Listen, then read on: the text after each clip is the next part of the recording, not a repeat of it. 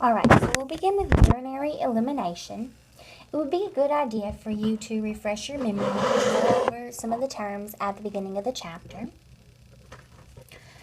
Terms are going to play a big role in this chapter, so if you know the term, then you won't be as confused when you're reading throughout the chapter, okay? Now, what do our kidneys do? Kidneys remove waste from our blood to form urine. Ureters are what transport the urine from the kidneys to the bladder. The nephron is a unit of the kidney that forms the urine. The nephron consists of smaller tubes and ducts. The glomerulus is part of the nephron, and it is the first site for filtering the blood and beginning urine formation. Proteinuria is the presence of large proteins in the urine. Proteinuria is indicative of glomerular injury because the glomerulus is that part of the nephron that's the first site for filtering the blood and beginning urine formation. Urine should not have protein in it. Not all of the filtrate is excreted in urine that the glomerulus goes through, that filters through the blood for, okay? So the rest of this filtrate is put back into the plasma. How much urine should someone put out in an hour? 30 milliliters an hour, okay? Now, you don't need to wait until the end of your shift to assess your patient's urine output, okay? A urine output assessment should be continuously throughout the day. A normal person, a normal healthy individual would void about every 2 to 4 hours, okay? Now, our kidneys produce a substance called erythropoietin. Erythropoietin functions to stimulate red blood cell production and helps mature red blood cells. Patients with chronic kidney problems cannot adequately produce erythropoietin. So what does this mean? This means that patients with chronic kidney problems are more susceptible to anemia. Do your kidneys produce hormones? Yes, they do. Renal hormones affect blood pressure. Whenever there is a decreased blood supply that is apparent in our body, renin is released. Renin, R-E-N-I-N, is an enzyme that converts angiotensinogen into angiotensin 1. So renin meets angiotensinogen, and angiotensin 1 is the product. Angiotensin 1 is converted to angiotensin 2 in the lungs. The way I remember this is angiotensin 1 is converted into angiotensin 2. There are 2 lungs. Okay? Angiotensin 2 causes vasoconstriction and stimulates aldosterone release from the adrenal cortex. Aldosterone causes retention of water, which in turn increases blood volume. There are other enzymes that are secreted by the kidneys that help to maintain blood flow through the kidneys through vasodilation. These increase blood pressure and renal blood flow. Individuals with decreased renal function may be at risk for bone disease because our kidneys produce a substance that helps to convert vitamin D to an active form. So if our kidneys were unable to produce that substance and our body couldn't convert vitamin D to an active form, we would have a risk for bone disease. Our ureters act with peristalsis. So if there's an obstruction, there may be pain due to the peristalsis increasing in force because the ureters are trying to expel, let's say, a kidney stone. This pain that is due to the peristalsis increasing in force is referred to as renal colic. Now, why might you see a distended abdomen in someone whose bladder is full? When you think about anatomy, the bladder is typically below or behind, whatever have you, the symphysis pubis. The bladder, when it's full, it rises above the symphysis pubis, making it palpable or able to see a distended abdomen. Now, it should be on page 1044 for your 8th edition. There is 3 paragraphs, the act of urination. I do want you to read over that. It's only 3 paragraphs long. Now, when we're talking about loss of bladder tone or inability to sense that the bladder is full, we think of diabetes, BPH, Alzheimer's. Diabetes can cause a loss of bladder tone or reduced sensation, making someone unable to feel the need to void.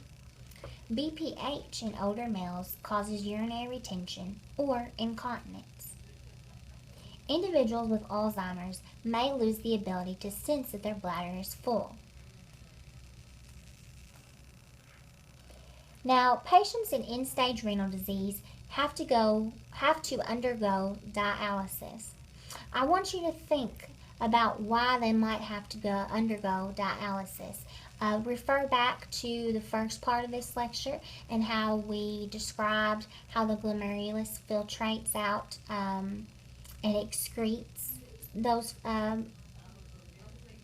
filtrates through the urine and allows some filtrate to go back to the plasma. Okay, so just want you to think about that. I do want you to know the terms nocturia, polyuria, oliguria, and anuria.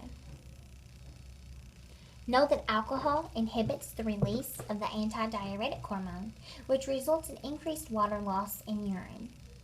Tea, soft drinks, and coffee contain caffeine and promote increased urine formation. Bacteria is bacteria in the urine. Now, if a UTI is not treated, if it's left untreated, it can lead to a kidney infection, also known as pyelonephritis.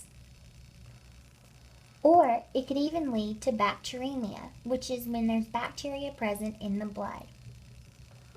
What symptoms are present with a urinary tract infection? Pain or burning when you urinate, dysuria, fever, chills, nausea, and malaise. What symptoms are present with a kidney infection? Flank pain, which is pain in the lower back, tenderness, fever, and chills. Why might someone need a urinary diversion? This patient or this individual might have bladder cancer. They might have experienced damage to their bladder, or they might experience chronic infections. Now, there are 2 types of urinary diversions. We have continent urinary diversions, and we have a urostomy. There are 2 different types of continent urinary diversions or reservoirs. A continent urinary reservoir is created from a distal portion of the ileum, which is our small intestine, and a proximal portion of the colon, which is our large intestine. The ureters are embedded in the reservoir. It has a small stoma, which is an opening on the abdomen to drain urine. Now, with this urinary diversion, the patient needs to catheterize the stoma 4 to 6 times a day for the rest of their lives. The second type of continent urinary diversion is an orthotopic neobladder. An ileal pouch is used to replace the bladder, and the patient can void normally. Then we have a urostomy. A urostomy is an incontinent urinary diversion in which the ureters are connected to a section of the ileum and a stoma is formed on the abdominal wall. Urine drains continuously. There is no control over the urine flow. A collection pouch catches the urine and needs to be emptied. A nephrostomy is when the urine needs to be drained from the kidneys and then a tube is placed. Now, I don't want you to go into too much detail on these. I just want you to know that there are continent and there are incontinent urinary diversions, okay? Your continent are your urinary diversions and reservoirs, and then your incontinent is a urostomy, okay? Now, with all urinary diversions, a patient is going to most likely have a threatened body image. It is your job as a nurse to help make that patient more comfortable. it is also your job as a nurse to prevent an infection in these patients with urinary diversions. We need to teach them about being clean, sterility, hand washing. Okay, these are all very important factors in the role of you as a nurse. You need to know how to properly do these so you can teach your patient. Okay. Now, older adults are also at risk for UTIs or urinary tract infections because they lose bladder tone and the bladder muscles no longer work as effectively, so they have some residual, or they might have some residual. If a doctor asks you to obtain a post-void residual, what do you do? There are two different things that you could do. Post-void residual, you could have the patient void in the toilet, come back, and then bladder scan to see how much urine is left, if any. Or you could have the patient urinate, and then there might be an order for an in and out catheter to be placed to check for post-void residual. Now, urinary incontinence increases the risk for skin breakdown. Okay, if an incontinent individual is laying in their urine, it can cause excoriation and breakdown. Now, if this patient happens to have an incision that is affected by this urine, then it might be in the patient's best interest to have an indwelling urinary catheter, just until the incision heals. What is the normal color of urine? Pale, straw color, and your book states straw color to amber depending on the concentration. Okay. Now, the clarity of normal urine should be transparent, and urine also has an odor. The more concentrated, the stronger the odor. Now, if your patient comes back from any type of urinary surgery, you should accept this, especially if they're catheterized, you should expect to see a little bit of bleeding in that urinary catheter. But if you're seeing a cherry red or a dark red color in the catheter bag, you should call the doctor immediately because that is abnormal. Okay? Now, how should the female cleanse herself before a clean catch void? She should clean front to back. If she cleanses from back to front, she may introduce E. coli into that specimen. Now, a male should clean just as if you were cleaning to insert an indwelling urinary catheter. Granted, it would not be a sterile technique with him cleansing himself, but he would need to cleanse himself at the tip, starting from the center to the outside and moving a little bit towards his body. Okay? Now, cranberry juice is something that has been said for helping to prevent urinary tract infections. Okay?